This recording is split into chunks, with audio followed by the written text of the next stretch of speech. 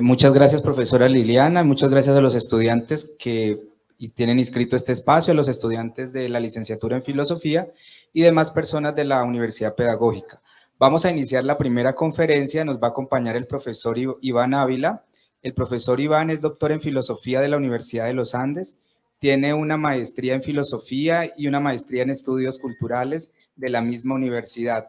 Es politólogo de la Universidad Nacional de Colombia. Sus intereses giran en torno a la biopolítica, la bioética, la ecología política, la teología política, epistemologías críticas, estudios postcoloniales, estudios críticos animales y estudios de género.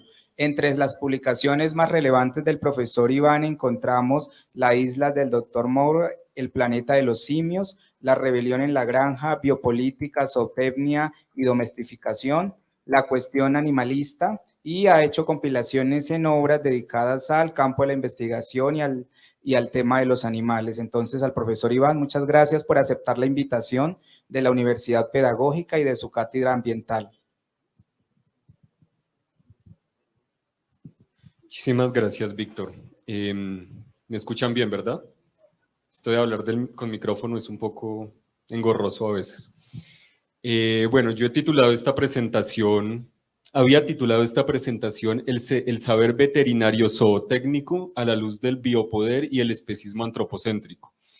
Pero decidí concentrarme sobre todo en la medicina veterinaria, ya que en otras charlas y en otros espacios y en textos se ha abordado pues, específicamente la parte de la zootecnia, y hoy me quisiera más bien enfocar en la medicina veterinaria. Entonces me voy a enfocar en la medicina veterinaria. Ahora bien, algunas de estas reflexiones, de las reflexiones que voy a compartir con ustedes aquí el día de hoy, están en un libro que mencionó el profe Víctor, que se titula Rebelión en la granja, biopolítica, zootecnia y domesticación, por si pues, lo quieren consultar. Ahí me enfoco, por supuesto, en el problema de la zootecnia, en el tema de la zootecnia, pero abordo un elemento crucial que abordaré en esta presentación también, que es el tema del biopoder o del régimen biopolítico, el cual también trabajo en otros textos, pero pues ese es el principal texto de referencia al respecto. Bueno, el orden de la presentación será el siguiente. En un primer momento abordaré el tema del biopoder o el régimen biopolítico. En un segundo momento el del especismo antropocéntrico, y la idea es que podamos cruzar ambas cuestiones, cruzar el problema del biopoder con el del especismo antropocéntrico, y a la luz de ese cruce hablar un poco precisamente de la medicina veterinaria, de la historia de la medicina veterinaria, el papel que desempeña o juega la medicina veterinaria en el contexto del cruce del biopoder y del especismo antropocéntrico. Y con base en ese recorrido, pues terminaré con una propuesta ético-política, con unas ideas que constituyen básicamente una propuesta en términos ético-políticos. Entonces ese sería básicamente el recorrido.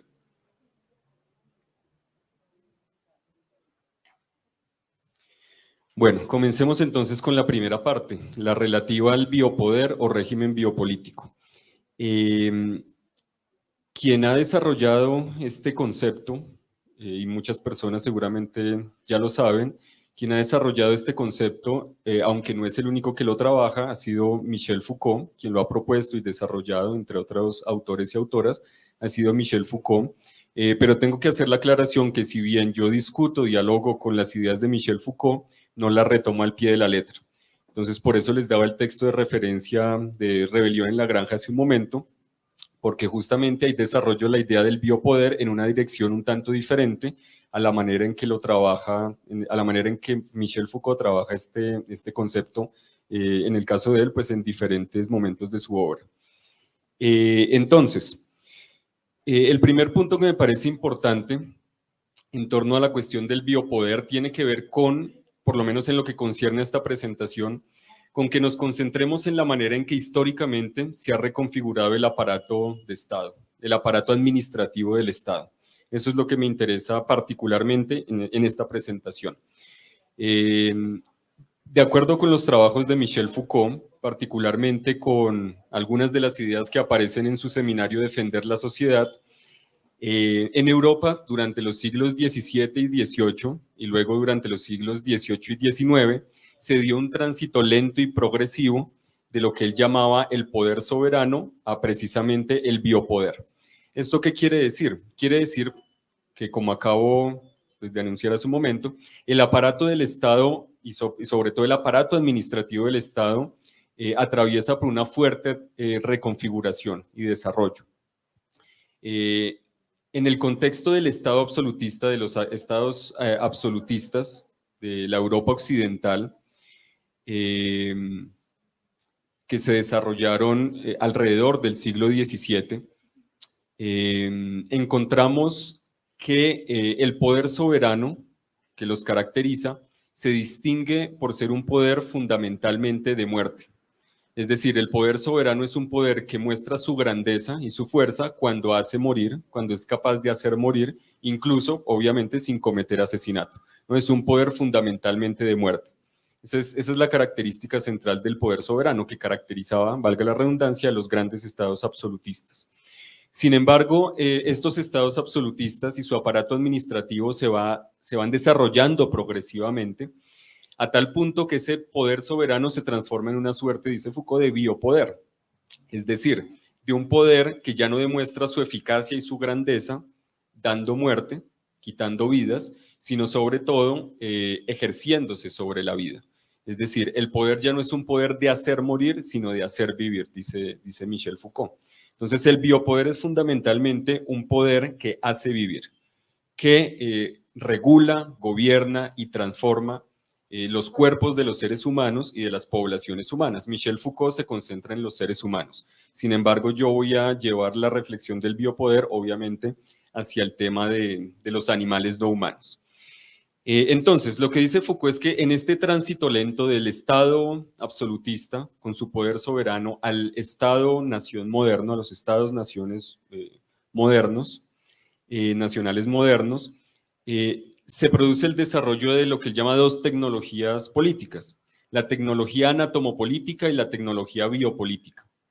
En otras palabras, para que se produzca el tránsito de un poder de muerte a un poder de vida, es necesario que se desarrollen dos tecnologías políticas.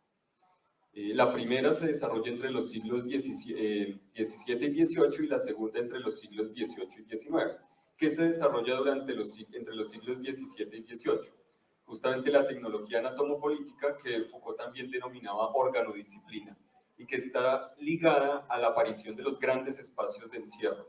Espacios de encierro precisamente como las cárceles, como los hospitales, como los cuarteles, las fábricas, etcétera, etcétera, etcétera. Es lo que se conoce como las instituciones disciplinarias clásicas. Allí precisamente se ejercía un poder sobre el cuerpo concreto de individuos concretos.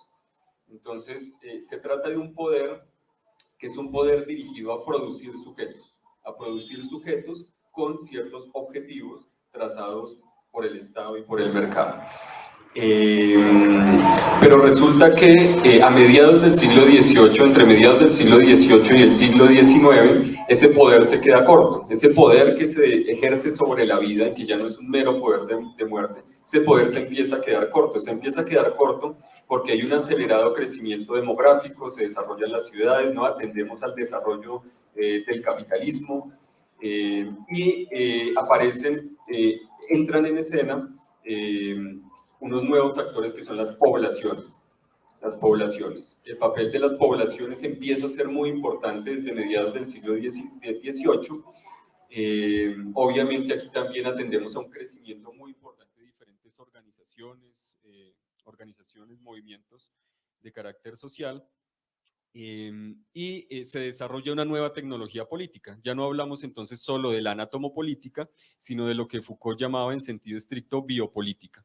Y la biopolítica es una tecnología política, es decir, un poder, un tipo de poder, un tipo de racionalidad política que se ejerce ya no simplemente sobre cuerpos concretos, de individuos concretos en espacios cerrados, sino sobre grandes masas poblacionales. Tiene el objetivo de regular y gobernar grandes masas poblacionales en espacios abiertos, y de regular grandes masas poblacionales, sobre todo en lo concerniente a los aspectos vitales básicos de esas poblaciones. ¿Cuáles son los aspectos vitales básicos? los que tienen que ver, por ejemplo, con la natalidad, con la mortalidad, la morbilidad, la cuestión de los accidentes, también la relación que tienen las poblaciones con su entorno, su territorio, que tienen los seres humanos con los animales no humanos, etcétera, etcétera. Todo eso empieza a ser objeto de la biopolítica, de esta tecnología política que es la biopolítica. La articulación de ambas tecnologías políticas, de la anatomopolítica y de la biopolítica, es lo que Foucault llamaba en sentido estricto el biopoder. En otras palabras, teníamos antes un Estado absolutista que se caracterizaba por un poder de muerte, demostraba su grandeza cuando era capaz de quitar una vida sin cometer asesinato. De ahí que fueran habituales, por ejemplo, las ejecuciones en plaza pública, que estamos acostumbrados a ver, por ejemplo, en las películas, ¿no? Y las familias asistían a ver las ejecuciones y era algo relativamente normal. ¿Por qué? Porque era la forma habitual en la que el Estado ejercía su poder, era un poder de muerte. Además, era un poder también que se concentraba bastante en el control del territorio, en los controles territoriales.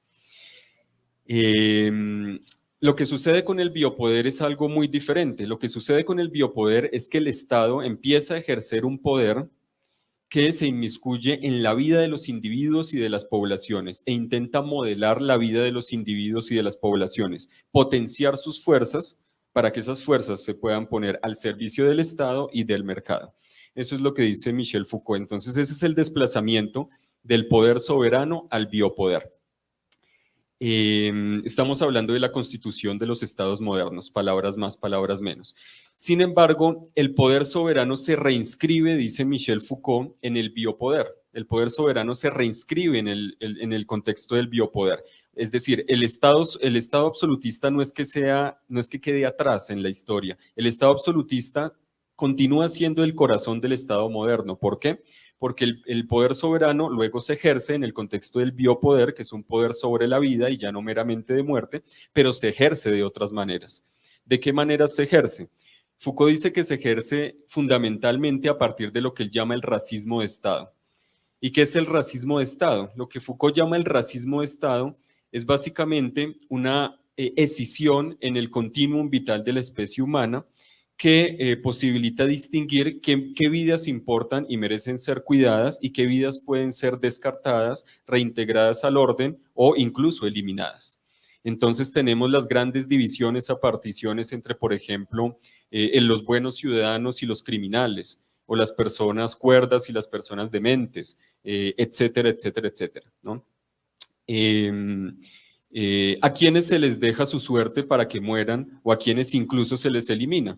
Pues a los seres humanos que se considera que no son suficientemente humanos, ¿no? Son seres humanos en realidad históricamente animalizados, dirá más tarde otro autor también importante en los estudios sobre biopolítica, que es Giorgio Agamben. Ahora, ¿qué me interesa de esta historia? En primer lugar, me interesa de esta historia que aunque Foucault se concentró en la emergencia, entre otras cosas, en la emergencia de un conjunto de instituciones disciplinarias relacionadas con los seres humanos, también podemos ver, y eso es buena parte, pues esa es buena parte del trabajo que yo he venido desarrollando ya hace muchos años, también podemos ver que históricamente, de manera paralela al desarrollo de estas instituciones disciplinarias, que son expresión de la tecnología anatomopolítica, se desarrollan una serie de dispositivos o instituciones en donde en el centro está la vida ya no de los seres humanos, sino de los animales no humanos. Así como tenemos prisiones, fábricas, escuelas, que son instituciones dirigidas a los seres humanos, también atendemos a la aparición, por ejemplo, de las granjas tradicionales tecnificadas y posteriormente atendemos a la aparición de las granjas industriales. Atendemos también a la aparición de los zoológicos, del zoológico moderno, ¿no? Que se distingue de las grandes casas de fieras, que eran casas de fieras construidas fundamentalmente para los reyes. Los reyes, los monarcas, los príncipes tenían animales de diferentes partes del mundo, que de alguna manera eso expresaba su poder, pero era un poder muy diferente al que se desarrolló con el tiempo, en tanto poder sobre la vida, ¿no? Era muy diferente al biopoder. Es decir, con el desarrollo de los zoológicos, que se distinguen de las casas de fieras de los monarcas, atendemos también a el desarrollo y un desarrollo bastante acelerado de saberes como los saberes de la biología moderna. Es decir, es imposible concebir el zoológico, la aparición del zoológico en un sentido moderno, sin también pensar en la aparición de la biología moderna.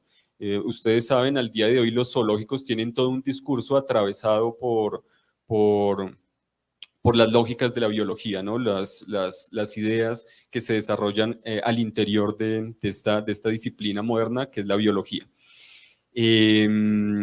Entonces, lo que quiero decir es que con el tránsito del poder soberano al biopoder también se empiezan a desarrollar una serie de dispositivos dirigidos a los animales. Están los zoológicos, están las granjas tradicionales tecnificadas e industriales, están por supuesto también los mataderos, están también los laboratorios de experimentación animal o bioterios, y todos estos dispositivos, todas estas instituciones se encargan, están atravesadas, constituidas, por supuesto, por una serie de saberes, como acabo de decir, los de la medicina veterinaria, la zootecnia, la nutrición, la biología, etcétera, etcétera, y a su vez se encargan de producir discursiva y físicamente hablando animales concretos. Las granjas producen, por ejemplo, al llamado animal de consumo, como en tanto animal de consumo, y no solo eso, sino que paralelo a eso tenemos un saber, por ejemplo, que es el saber zootécnico, pero también el de la medicina veterinaria, que se encarga de racializar a los animales y de modificarlos corporalmente. ¿Y qué es la raza? ¿Cuál es el papel de la raza en términos históricos? La raza lo que produce, o lo que permite más bien, es convertir funciones en ontologías, es decir, desde el punto de vista sobre todo de la zootecnia, pero también en buena parte de la medicina veterinaria, un animal que pertenece a determinada raza se define por sus funciones respecto a las necesidades o los intereses humanos. Doy un ejemplo bastante sencillo. Existen razas que son razas de carne. Por ejemplo, al interior de la industria ganadera existen razas que son razas de carne, pero otras que son razas de leche, ¿no? Tenemos vacas de carne, vacas lecheras, que no son necesariamente las mismas. Entonces, tenemos una racialización de los animales que implica que sus vidas enteras se definen en relación con las funciones que desempeñan para los seres humanos, ¿no? En relación con los seres humanos, con las necesidades, deseos, intereses humanos. Entonces, aquí ya tendemos a un poder que no es un mero poder de muerte, sino un poder sobre la vida, un poder que produce vida, que modifica cuerpos, y que incluso, entre comillas, cuida cuerpos para posteriormente sacrificarlos. Ahora, ustedes me podrán decir aquí, podrán pensar ustedes, este no es un mero poder de vida, porque en todo caso las granjas tienen como objetivo, sí, producir animales no humanos, pero esos animales no humanos terminan siendo sacrificados, entonces en últimas es un poder de muerte. Sin embargo, aquí hay una cuestión bastante interesante y es que en sentido estricto no es un poder de muerte, porque fíjense, si nosotros definimos a un animal no humano en relación con sus funciones, con las funciones prestadas respecto a las necesidades, deseos, intereses de los seres humanos, la consumación final de la vida de ese animal no humano es su muerte. Es decir, si definimos a una raza como una raza de consumo, ¿cuál es su máxima realización? Pues ser consumido.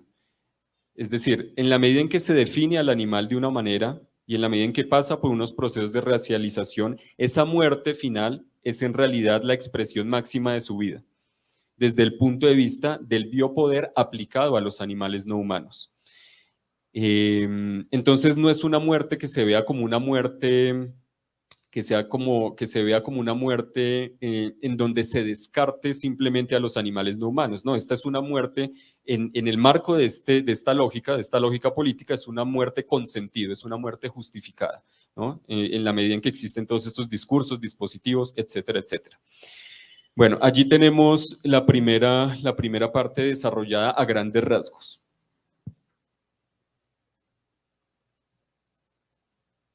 Por favor, si estamos un poco quedados de tiempo, me avisan. Ahora, la idea es que crucemos esta cuestión, esta reflexión, con el problema del especismo antropocéntrico. Entonces, ¿qué es el especismo antropocéntrico? Hay múltiples definiciones de especismo, Sin embargo, el concepto de especismo surge en el marco de la filosofía moral. es decir, ha sido particularmente desarrollado y popularizado por la filosofía moral y por determinadas corrientes particularmente anglosajonas de la filosofía moral.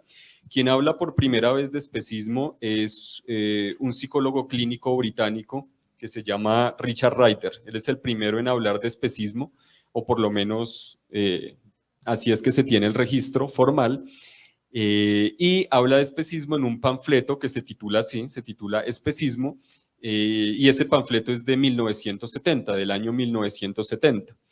En un primer momento, pues el concepto de especismo aparece en relación con otros conceptos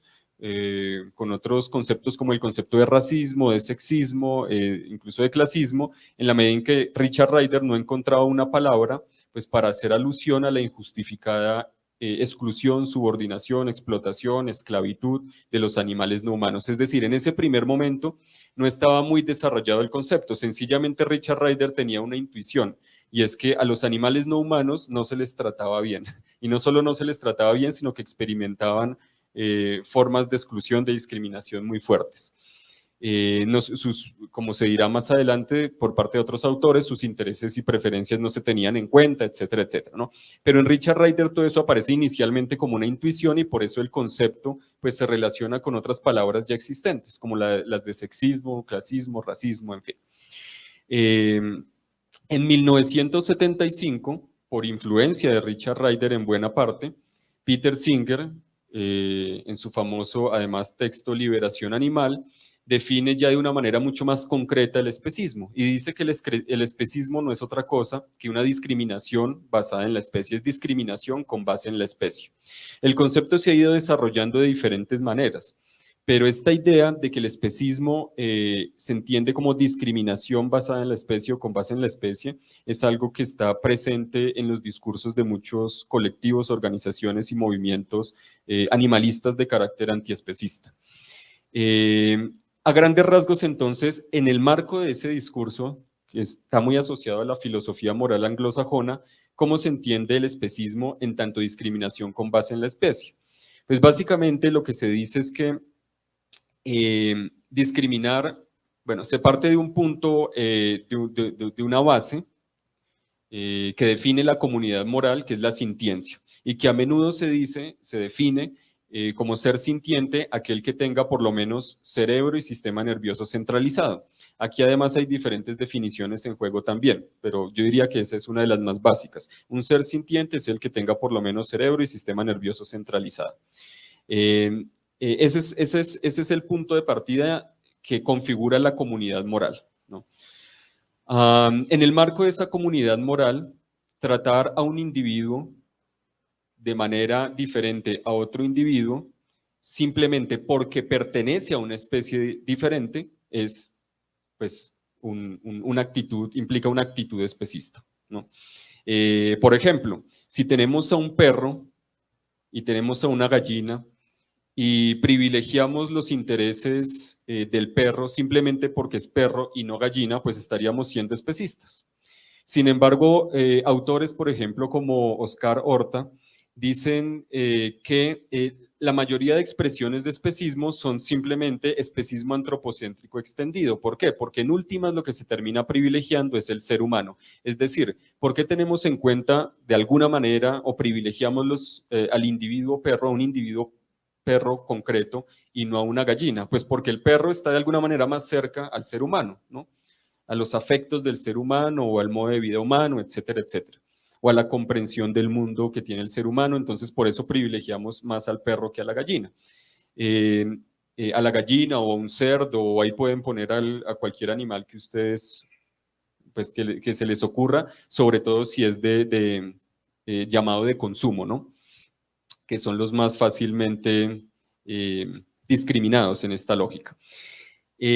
Ahora, eso es a grandes rasgos, o así es a grandes rasgos como se ha solido abordar el tema del especismo en el marco de la filosofía moral. ¿Qué es lo que hemos intentado hacer un grupo de personas desde el campo de los estudios críticos animales? Lo que hemos intentado hacer con un grupo de personas ya hace un buen tiempo desde el campo de los estudios críticos animales es intentar de alguna manera politizar y sociologizar el concepto de especismo. En otras palabras, desde el campo de los estudios críticos animales, que también se nutre de la filosofía y de algunas de las ideas que están presentes en esta tradición anglosajona de la filosofía moral, lo que hemos dicho en este campo de los estudios críticos animales es que el especismo se tiene que entender cada vez más como un orden. Es decir, así como ya no hablamos simplemente de sexismo, sino, por ejemplo, de órdenes patriarcales o heteropatriarcales o sistemas de género, o como diría María Lugones, de sistema moderno colonial de género, etcétera, etcétera. O así como hoy en día no hablamos simplemente de racismo como una cuestión de discriminación en un sentido liberal, sino que hablamos, por ejemplo, de racismo estructural o en la línea de Aníbal Quijano de colonialidad del poder. En ese mismo sentido es necesario complejizar el concepto de especismo y de algún modo sociologizarlo y politizarlo. Eso quiere decir que el especismo se puede entender no simplemente como una forma de discriminación, sino más bien como un orden. Un orden, yo he dicho en varios lugares, un orden tecnobiofísico-social. ¿Por qué tecnobiofísico-social? Porque se trata de un orden que involucra elementos técnicos o tecnológicos, biológicos, físicos y determinados modos de socialización en donde entran a jugar humanos y no humanos, y en donde se constituye lo humano y lo no humano. Entonces, este orden, el orden especista, no es otra cosa que un orden que se fundamenta en la dicotomía jerárquica humano-animal y que produce y reproduce de manera sistemática la dominación animal. Eso es lo que quiero que quede en este punto, que el especismo es un orden que produce y reproduce de manera sistemática la dominación animal. ¿Y qué entendemos por dominación animal? Por dominación animal entendemos por lo menos tres cosas relacionadas entre sí. Por dominación animal entendemos subordinación, explotación y sujeción. Esas son definiciones que se han ido afinando con el tiempo y afinar estas definiciones nos lo permite, por ejemplo, la teoría política, una serie de desarrollos que se han hecho en el marco de la teoría política contemporánea. ¿Qué sería la subordinación? La subordinación sería, o la subordinación es lo relativo a relaciones de mando y obediencia, de superioridad e inferioridad. Entonces, cuando entendemos a los animales no humanos como seres inferiores, como seres que están sistemáticamente en una posición de subordinación y al servicio de otros, pues tenemos justamente el fenómeno de la subordinación. Aquí lo que entra en juego es pensar siempre en términos de superior, inferior, mando, obediencia, etcétera, etcétera.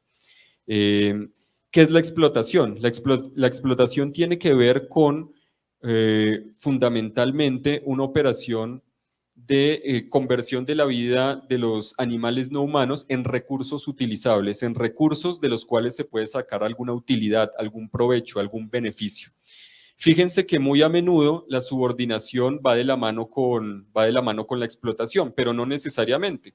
Uno puede tener, por ejemplo, imaginarios de los animales no humanos como seres inferiores sin que necesariamente se los esté explotando activamente, se los esté usando como recursos de los cuales extraer algún provecho, algún beneficio. Entonces son cosas relacionadas, pero no necesariamente coinciden. Pero luego tenemos otro fenómeno, que es el fenómeno menos explorado, pero para mí uno de los más importantes, que es el fenómeno de la sujeción. ¿Y en qué consiste la sujeción? La sujeción consiste en que un animal quede atado a su propio cuerpo y a sus propios comportamientos en beneficio del orden especista. En beneficio del orden especista, que es un orden que privilegia además sistemáticamente a los seres humanos y más aún a ciertos seres humanos. A ciertos seres humanos más que a otros. Entonces, un ejemplo rápido para entender este fenómeno, el fenómeno de la sujeción. Los de la subordinación y la explotación creo que son fáciles de entender, pero con la sujeción es un poco más complicado. Entonces doy un ejemplo que a mí me gusta dar mucho y lo he dado en diferentes espacios. El de los animales, por ejemplo, que adquieren comportamientos repetitivos estereotipados en los zoológicos. Por ejemplo, en el zoológico de Berlín, en Alemania, tienen osos polares, allá hay osos polares, y esos osos polares tienen, o por lo menos cuando yo fui allá a hacer la investigación, vi que esos osos polares tienen comportamientos estereotipados, repetitivos. Van de un lado para otro o caminan en círculos, y además fui en verano, ¿no? Osos polares con un calor infernal, en fin.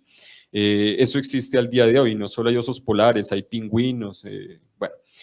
¿Qué sucede muchas veces con estos animales? Con estos animales sucede que incluso cuando no están en el zoológico, conservan los comportamientos, en este caso los comportamientos estereotipados. Es decir, así estén en espacios abiertos, siguen comportándose como si estuvieran en el interior del zoológico. En otras palabras, estos animales han quedado atados a sus propios comportamientos. Así estén por fuera del zoológico, siguen comportándose como si estuvieran en el zoológico. Pero eso no solo sucede, este es un caso de alguna manera extremo, en relación con los zoológicos, pero eso sucede habitualmente, por ejemplo, con muchos de los llamados animales de granja. El caso de las gallinas aquí es arquetípico. Las gallinas han sido modificadas, seleccionadas y modificadas de manera histórica, genéticamente, para que produzcan muchos huevos. Claro, uno puede, en una actitud un poco simplista, liberar a las gallinas sin más ni más, ¿no? De una granja, pero pues uno rápidamente se va a dar cuenta que esas gallinas están atadas al dispositivo aun cuando el dispositivo granja no esté. Es decir, esas gallinas van a seguir poniendo un montón de huevos y no solo van a seguir poniendo un montón de huevos, sino que van a desarrollar enfermedades y enfermedades a veces severas en relación con esa práctica, ¿no? Con ese comportamiento. Entonces, de nuevo, ahí la gallina ha quedado atada a su propio cuerpo, a sus propios comportamientos en beneficio del orden especista. Otro caso extremo, por ejemplo, es el de muchos de los llamados animales de laboratorio. Muchos de los animales llamados de laboratorio, incluso cuando no están en el laboratorio, pues no pueden tener una vida diferente. Tienen que estar en el laboratorio para que puedan realmente vivir, en algunos casos extremos, particularmente en ciertos ratones modificados genéticamente. Entonces allí tenemos fenómenos que son fenómenos no simplemente de explotación, no simplemente de subordinación, sino de sujeción, en donde el animal queda atado a su propio cuerpo, a sus propios comportamientos y no se puede deshacer de eso tan fácilmente. Entonces, ¿cuál sería el cruce entre el especismo antropocéntrico? Y voy a hacer ya cambio en la diapositiva. ¿Cuál sería el cruce entonces entre el especismo antropocéntrico y el biopoder? Yo creo que queda relativamente claro ya con lo que he dicho hasta el momento. Es decir, estos fenómenos, los fenómenos de subordinación, sujeción y explotación que acontecen en relación con ciertos dispositivos como los bioterios, granjas industriales, zoológicos, etcétera, etcétera, no se pueden entender al margen del desarrollo histórico del Estado moderno. En la medida en que el aparato del Estado y particularmente el aparato administrativo del Estado se ha modificado, se han desarrollado estos dispositivos que hacen parte del orden especista y que por lo tanto producen y reproducen activamente la dominación animal, en tanto subordinación, sujeción y explotación. Y con esto ya podemos entrar al tema, y con esto cerramos, al tema de la medicina veterinaria específicamente, que es en lo que quiero destacar el día de hoy. En el caso de la medicina veterinaria, en términos europeos, hay dos grandes puntos de referencia para el caso del desarrollo histórico de la medicina veterinaria. Hay dos nombres que para mí son particularmente relevantes, por lo menos en el contexto de esta presentación. El primer nombre es el de Galeno, Claudius Galeno, que es bastante conocido, pero pues obviamente en relación con la medicina humana. Lo que no se sabe tanto, o por lo menos no lo saben las personas que no están en el ámbito de la medicina, es que Galeno también hizo contribuciones importantes al desarrollo histórico de la medicina veterinaria, en el contexto del Imperio Romano, en el marco del Imperio Romano. Sin embargo, los desarrollos de Galeno habitualmente se limitaban a los caballos. ¿Y por qué se limitaban a los caballos? Porque los caballos eran entendidos como instrumentos para la guerra, como armas, como instrumentos para la guerra.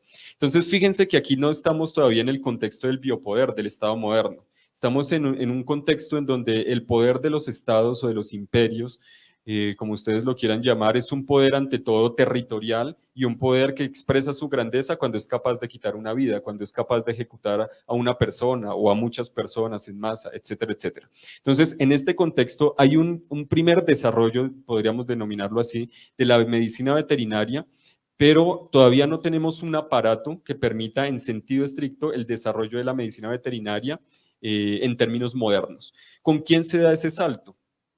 Ese salto se da con Claude Bourgelat. que fue básicamente, es básicamente entendido a menudo en los diferentes textos que abordan la historia de la medicina veterinaria como el padre de la medicina veterinaria moderna. Y es interesante, esto es muy interesante, porque este señor era abogado. Bueno, fue un enciclopedista, era un enciclopedista francés del siglo XVIII, pero era también abogado. Era abogado y fue él quien fundó la primera escuela veterinaria en Lyon. Y no solo fundó la primera escuela veterinaria, sino que escribió un texto, un manual muy importante para luego la educación de los posteriores médicos veterinarios, que se tituló Elementos del arte veterinario en el año de 1761. Entonces, aquí podemos ver en este contraste entre Galeno y Bourgelat, podemos ver el contraste entre el biopoder y el poder soberano. ¿Mm? Ya el caballo no es simplemente para Bourgelat un instrumento para la guerra, ¿no? La medicina veterinaria ya no está simplemente asociada a la guerra. Ahora la medicina veterinaria está asociada a 1000 cosas más. En primer lugar, va a empezar a estar asociada al problema de la salud pública, de la higiene pública, de la salud pública, pero también con el paso del tiempo va a estar asociada la medicina veterinaria al desarrollo de la industria ganadera, en un sentido capitalista moderno. ¿Qué sucede en el caso colombiano? El caso europeo simplemente lo menciono rápidamente, pero ¿qué sucede en el caso colombiano? Que aquí sí me interesa detenerme un poquito más. En el caso colombiano tenemos también dos figuras que pueden ser paralelas a la figura de Galeno y de Bourgelat. En el caso colombiano tenemos la figura de Otto Philipp Braun, un veterinario alemán que llega al país en el siglo XIX. En este caso, muy similar al caso de Galeno, llega al país muy preocupado por los caballos en tanto instrumentos de guerra. Pero es que la cuestión es tremendamente explícita. ¿Por qué? Porque Braun es uno de los primeros médicos veterinarios en esta región, ¿no? En estos territorios que en parte hoy llamamos Colombia, pero a su vez participó activamente en las guerras independentistas. Esto es muy importante. Otto Philipp Braun fue un oficial de caballería de Simón Bolívar. Al tiempo que fue uno de los primeros médicos veterinarios, fue un oficial de caballería de Simón Bolívar. Entonces, fíjense cómo la medicina veterinaria, estos saberes veterinarios están en constante relación con el ejercicio del poder estatal, tanto en el caso europeo como en el caso colombiano, ¿no? De los territorios que posteriormente se llamarán en parte Colombia y otros estados. Sin embargo, con Otto Philipp Braun aún no tenemos un desarrollo como tal de la medicina veterinaria en un sentido moderno. Es solo hasta 1884, que llega Claudio Bericel, que era además un discípulo de Pasteur, ¿no? Un personaje bastante importante en el ámbito de las ciencias naturales, un discípulo de Pasteur, y además era egresado de la escuela de Lyon, de la escuela de Bourgelat. Es solo hasta 1884 cuando llega Claudio Bericel, que como tal empieza a impulsarse la medicina veterinaria en un sentido estrictamente moderno, asociado al biopoder y por lo tanto a la reconfiguración del aparato administrativo del Estado. Es decir, en Colombia, en lo que hoy llamamos Colombia, antes del siglo XIX, el aparato administrativo del Estado estaba fundamentalmente configurado por personas educadas en la filosofía y en las letras. Y el poder del Estado, como les decía, era un poder ante todo de muerte, eso antes del siglo XIX. A partir del siglo XIX, en estos territorios que hoy llamamos Colombia, y con el desarrollo del Estado colombiano como tal, el aparato administrativo empieza a involucrar, a incluir justamente médicos veterinarios, con el paso del tiempo zootecnistas, pero también biólogos, ingenieros, etcétera, etcétera, etcétera. Es decir, el aparato del Estado se empieza a complejizar. Entonces, en ese contexto de complejización del aparato del Estado y por lo tanto del tránsito del poder soberano al biopoder, es que aparece la figura de Claudio Bericel. Y Claudio Bericel llega particularmente preocupado e interesado en el tema de ciertas enfermedades presentes en los llamados animales de consumo. Es decir, Bericel llega preocupado no por los animales, obviamente, en sí mismos, sino porque esos animales enfermos eran animales de consumo y el consumo de esos animales pues era perjudicial para los seres humanos. Entonces, desde sus inicios, la medicina veterinaria pues tiene evidentemente un enfoque profundamente asociado a la higiene pública, a lo que hoy denominamos salud pública obviamente a la industria ganadera. Un año después de que llega Bericel a estos territorios, es decir, en 1885, se funda la Escuela Oficial de Veterinaria en la Universidad Nacional de Colombia, que con el paso del tiempo va a ser como tal la Facultad de Medicina Veterinaria y Zootecnia, que existe obviamente al día de hoy. Ahora, después de Bericel, aparecen una serie de figuras que son discípulos de Bericel. Y me interesa destacar 4 de esas figuras: Ismael Gómez Serrán, Federico Lleras Acosta, Ifigenio Flores y Jorge Lleras Parra. Esos fueron 4 de los grandes discípulos de Bericel. ¿Y por qué son importantes estos nombres, estas figuras? En primer lugar, porque Gómez Serrán, el primero de ellos, se dedicó a la higiene pública y en particular a la higiene de alimentos, obviamente de alimentos de origen animal. Y contribuyó a la producción normativa en ese ámbito. Es decir, los médicos veterinarios no se quedaron simplemente como médicos veterinarios, fueron fundamentales para la construcción del Estado colombiano. Es decir, Gómez Serrán participó en la producción normativa que regulaba el tema de la higiene de los alimentos, relativa a la higiene pública y particularmente en relación con el problema de los alimentos.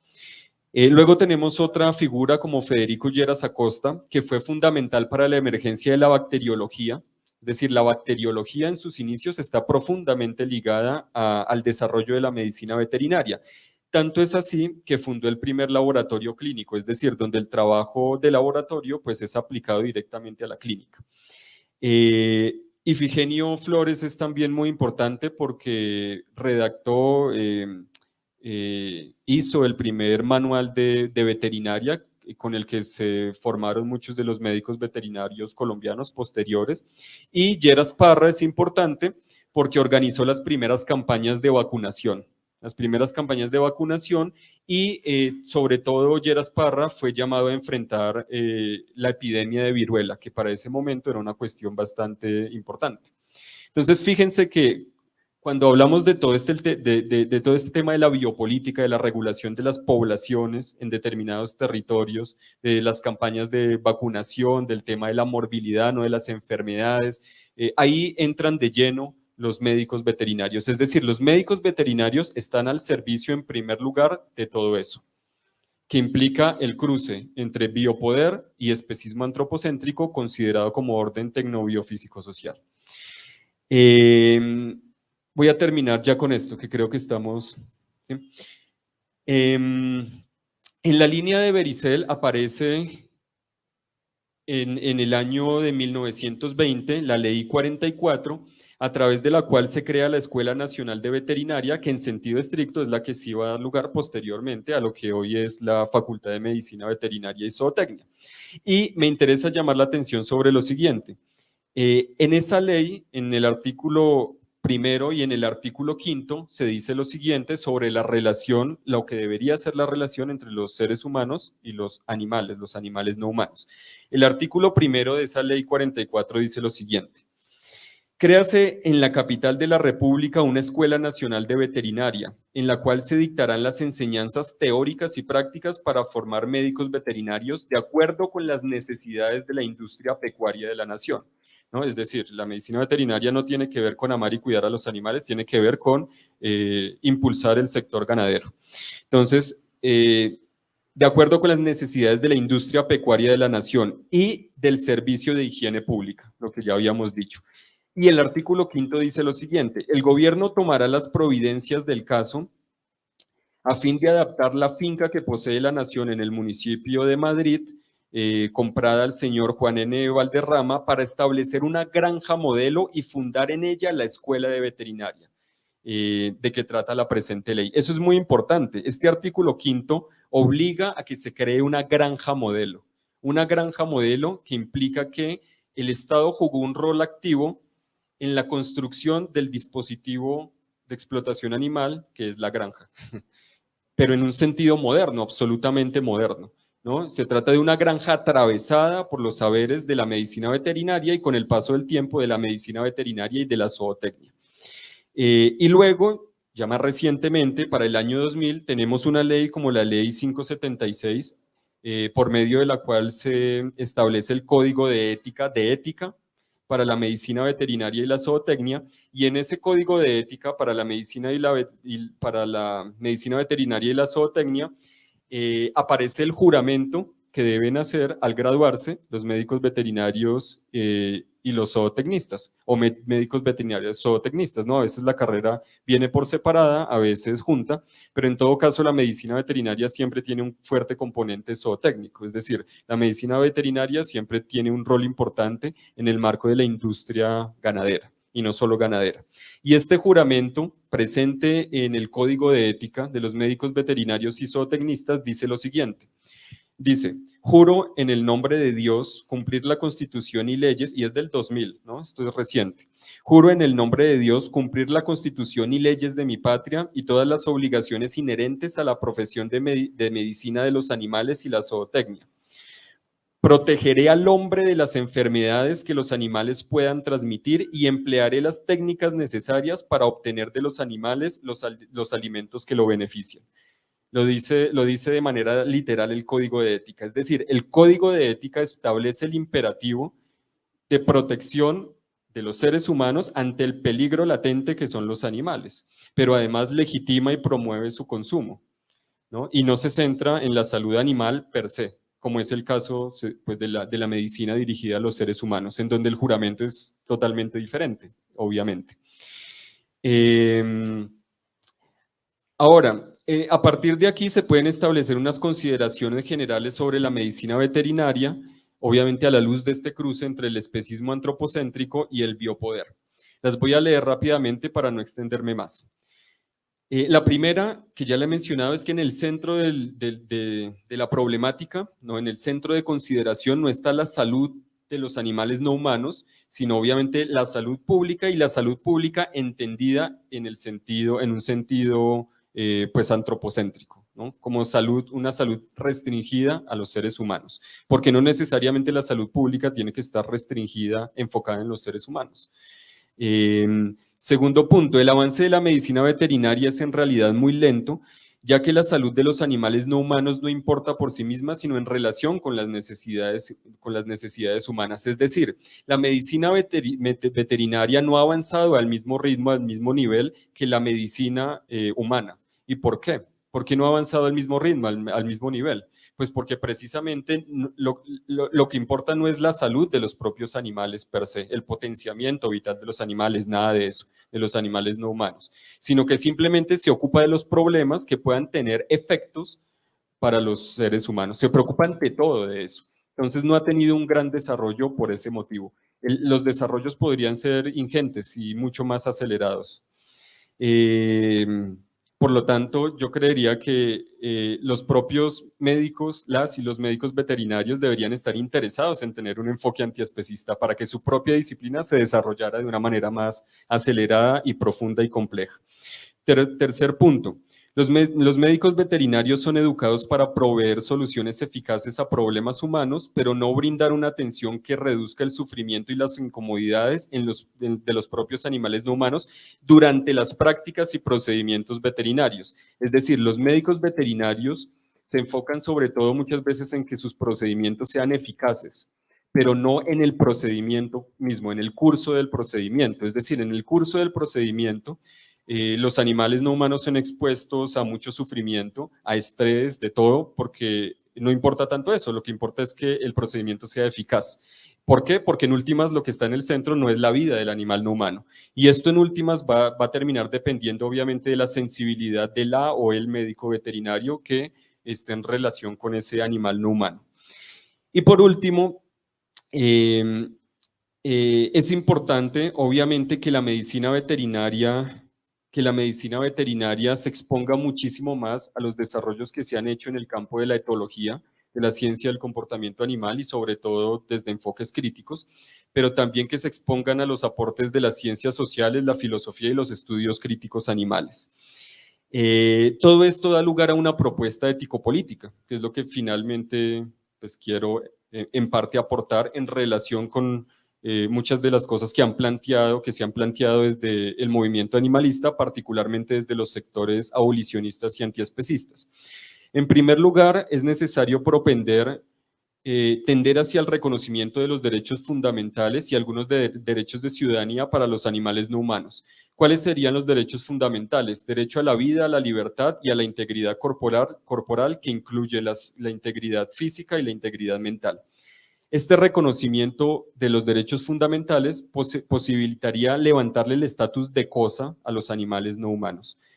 Al día de hoy, a partir de la ley 1774 que modificó el Código Civil en Colombia, los animales no humanos siguen siendo cosas. Son seres sintientes, pero también cosas, porque si no fuesen cosas, pues no podría existir en sentido estricto la industria ganadera. Entonces siguen siendo cosas, pero están en una suerte de estatus intermedio, como de cosas sintientes. La idea es que se levante el estatus de cosa que hoy tienen los animales no humanos, porque eso es lo que en buena parte permite, sobre todo, su subordinación y su explotación. Pero en relación con ese trabajo de otorgar derechos fundamentales, se debe desarrollar un trabajo que implique también la posible consideración de una ciudadanía animal que implique derechos de ciudadanía como el derecho a la salud. Es decir, tenemos que empezar a reconocer que los animales no humanos son parte de la comunidad política, son parte del cuerpo político y que su salud debe importar por sí misma, no en relación con las necesidades, deseos, preferencias, intereses humanos. Y eso es muy importante. ¿Por qué? Porque yo creo que beneficiaría tanto a los animales no humanos como a los animales humanos, tanto a humanos como no humanos. Hoy, por ejemplo, se habla de manera cada vez más fuerte, que está cada vez más en boga esto del enfoque One Health, una sola salud, que es un enfoque limitado, pero es un enfoque interesante porque es un enfoque que nos dice que la salud está interconectada, la salud de los seres humanos, de los animales no humanos y los problemas ambientales están interconectados. Es decir, si no cuidamos la salud de los animales no humanos, tampoco estamos cuidando nuestra salud, la salud humana. Y eso es evidente, por ejemplo, con la aparición de cosas como la mal llamada gripe aviar o la gripe porcina, la mal llamada gripe porcina, ¿no? H1N1, lo que estamos viviendo actualmente, la pandemia del SARS-CoV-2 que genera la coronavirus disease, la enfermedad, pues la COVID-19. Esos son ejemplos claros de que no cuidar la vida animal no humana incide sobre la salud humana. Entonces, reconocer el derecho a la salud que tienen los animales no humanos por sí mismos y por hacer parte del cuerpo político es importante también para los seres humanos, no son cosas que se opongan. Y obviamente todo esto implicaría también empezar a desarrollar un enfoque de carácter preventivo para la medicina animal en general, humana o no humana, ¿no? Empezar a hacer muchos más énfasis en la medicina preventiva y en cesar la participación de los animales no humanos en la cuestión de la experimentación, ¿no? Es decir, el cese de la experimentación animal, y para eso es necesario que los animales no humanos que ya están presentes, por ejemplo, en las facultades de medicina veterinaria y zootecnia, sean trasladados, reubicados a santuarios animales. Es decir, los papeles de los santuarios deben ser, con el paso del tiempo, cada vez más importantes. En el caso de Colombia, por ejemplo, esto no es nada utópico, nada de lo que estoy diciendo es utópico, son cosas que ya están sucediendo a escalas pequeñas. Por ejemplo, en el caso colombiano tenemos la propuesta reciente del santuario Namigni, no sé si lo han escuchado, precisamente de reconvertir no solo las granjas tradicionales en santuarios, y ya lo han logrado con algunas granjas, aquí en Colombia, y no solo tienen esa propuesta, sino la propuesta más reciente de acoger todos estos animales no humanos que son utilizados en la experimentación animal para la experimentación, en el contexto de la experimentación, y trasladarlos también a santuarios. Están haciendo esa labor, pero esa labor debe ser una labor hecha no simplemente por ONGs o por personas privadas, sino que nos deberíamos apropiar de las herramientas del Estado para que el Estado garantice esa transición. Bueno, yo dejaría hasta ahí porque ya creo que me extendí demasiado. Muchísimas gracias por la atención.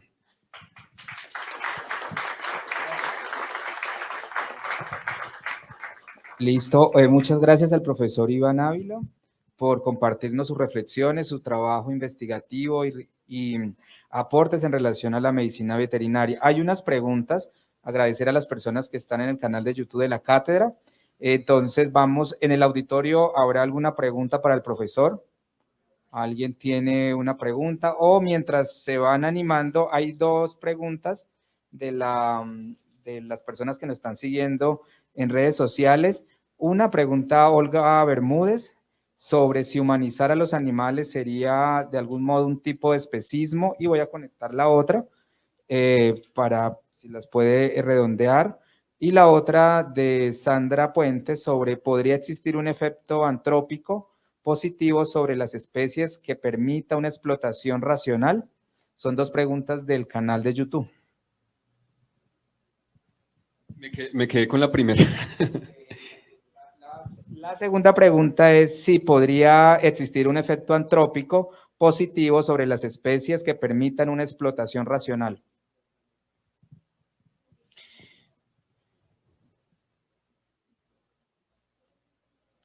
Bueno, con relación a la primera pregunta, es el famoso tema del antropomorfismo. La humanización de los animales no humanos, que se relaciona con el tema del antropomorfismo, no es negativa per se. Y no es negativa per se porque muchas veces cuando se asume que la humanización es algo negativo, en realidad lo que se asume es que el ser humano tiene una serie de propiedades que son solo del ser humano y que no comparte con otros animales. Entonces hay una suerte de antropomorfismo positivo que consiste en reconocer que hay unas propiedades que comparten o compartimos los animales humanos con otros animales, simplemente por continuidades evolutivas. Pero no solo por continuidades evolutivas, pero bueno, ahí también podríamos hablar, por ejemplo, de la configuración política de un mismo cuerpo, un cuerpo común, que es algo que he desarrollado a partir de ciertas ideas de Spinoza, pero no me quiero meter en ese tema. El punto es que para mí hay formas especistas de antropomorfismo y hay formas no especistas de antropomorfismo.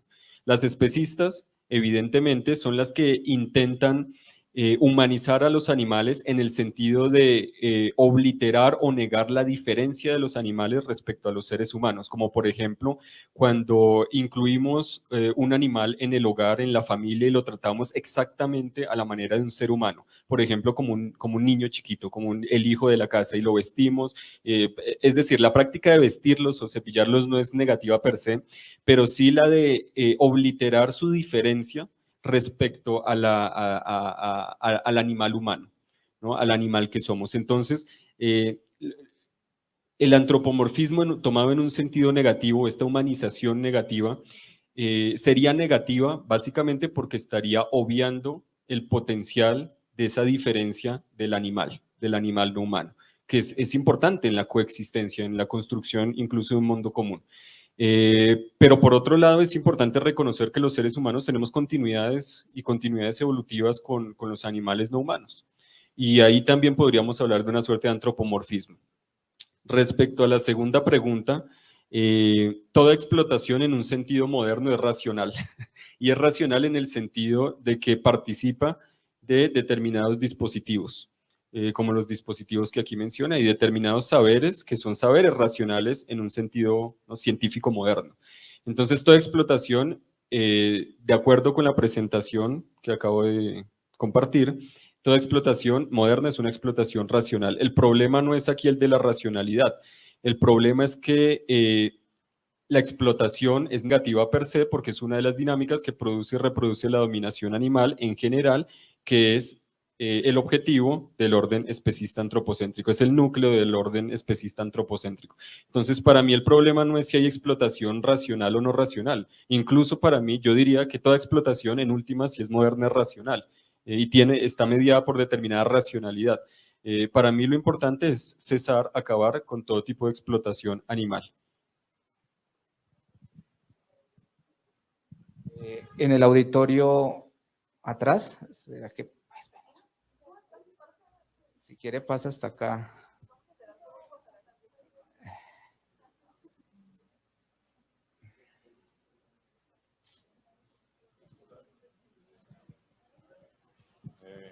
Hola. Tengo que anotar. Y es cómo relacionarse con el otro, asumiendo que el animal es un otro, sin despojarlo de su otredad, sin que pierda la extrañeza de su animalidad. Porque no es acaso todo intento por entenderlo una manera de traducirlo, de encorchetarlo y hacerlo a la medida de lo humano. Y para seguir unas que han llegado, para que las podamos como, si es posible, redondear, pregunta Arcadia, ¿qué se ha adelantado en torno al derecho a ocupar un territorio, a un recurso como el agua? ¿Tenemos estudios ecológicos científicos que nos permitan otorgar estos derechos? Bueno, la segunda no entiendo muy bien cómo se relaciona con la presentación, pero voy a abordar la primera, que tiene que ver con el problema de relacionarnos con un ser, que es un ser singular, un ser diferente, y esa diferencia debe ser valiosa por sí misma. Yo creo que aquí es importante la discusión, esta discusión que ya es de alguna manera clásica en filosofía, alrededor de las éticas de la justicia y las éticas del cuidado. Las éticas de la justicia, lo que se denomina las éticas de la justicia, son éticas con un gran componente de abstracción, tendientes también a establecer una mirada objetiva y muy ligadas, por ejemplo, a toda esta lógica de los derechos, por ejemplo, los derechos fundamentales de los que hablé hace un momento, el derecho a la vida, a la libertad y a la integridad corporal, incluyendo la física y la mental. Esas son cosas generales, son cosas abstractas, son cosas importantes políticamente, pero que se relacionan con un nivel que no es suficiente para generar transformaciones en el orden especista antropocéntrico. Para que las transformaciones, a mi modo de ver, sean eficaces, no es necesario simplemente trabajar con éticas de la justicia, sino también de la mano de éticas del cuidado. Y las éticas del cuidado, precisamente, lo que ponen en el centro es la relación directa, la relación sensible con el animal no humano. Es decir, no basta con estos grandes procesos de abstracción que muchas veces tienen pretensiones de objetividad y están ligados al otorgamiento de derechos, etcétera, etcétera, sino que es necesario también cultivar una cierta sensibilidad. Y para cultivar una cierta sensibilidad no basta con echarse discursos animalistas. Hay que coexistir con animales no humanos y coexistir de otro modo con animales no humanos. Y en ese sentido, yo creo que son muy importantes precisamente los santuarios. Los santuarios animales han jugado un papel relevante a ese nivel, en esa dimensión. Están muy ligados a lo que podríamos llamar las éticas del cuidado. ¿Por qué? Porque allí precisamente se establece una relación diferente con el animal no humano, una relación que pasa por el cuerpo, pasa por la sensibilidad y que es capaz de modificar una sensibilidad asociada al orden especista, ¿no? Que hace que consideremos aceptable la sujeción, la explotación y la subordinación animal. Entonces yo diría que hay que trabajar también de la mano de estas éticas del cuidado y para eso solo hay una forma y es vivir de otro modo, ¿no? Es decir, establecer otro tipo de relaciones con los animales no humanos. Pero también podemos cultivar esa sensibilidad porque esa sensibilidad no se cultiva de la nada. También podemos cultivar esa sensibilidad, siempre se cultiva de manera colectiva, con otros seres humanos, pero también con no humanos. Pero también podemos cultivar esa sensibilidad informándonos y de manera crítica de los desarrollos en el campo de la etología y de la labor que vienen adelantando también muchas organizaciones, colectivos y redes animalistas y en particular antiespecistas. Allí se ha producido una nueva sensibilidad. Estos son los lugares o algunos de los lugares en donde se está produciendo una sensibilidad diferente y tenemos también que empezar a empaparnos de ese discurso, ¿no? De esos discursos, de las contribuciones que se han hecho desde esos lugares. Entonces son varias las cosas que se pueden hacer, pero yo recalcaría la necesidad de trabajar tanto con éticas de la justicia como con éticas del cuidado, tanto en el campo más, si se quiere, abstracto y formal y del derecho y del Estado, etcétera, etcétera, como de ir produciendo nuevos modos de existencia. Y ahí, por supuesto, tendrían un papel muy importante los mismos las y los médicos veterinarios, ¿no? Es decir, esos saberes son relevantes, incluso los de los zootecnistas. Los zootecnistas, por ejemplo, tienen saberes importantes relativos a la cuestión de la alimentación de los animales no humanos. Eso se puede redirigir, ya no hacia la explotación animal, sino hacia otros lugares. Entonces, es importante también empezar a establecer redes colaborativas con personas que tengan unos conocimientos importantes y que estén dispuestas a rebelarse también contra sus propias disciplinas, ¿no? A tener una actitud en sentido estricto indisciplinada. Profesor Iván, muchas gracias a los participantes en esta cátedra, muchas gracias. También nos acompaña en la mesa el profesor Javier Garzón, él va a estar con nosotros a lo largo de toda la jornada y tiene un espacio de taller después que hagamos un recorrido. Entonces nos vamos a colocar de pie como para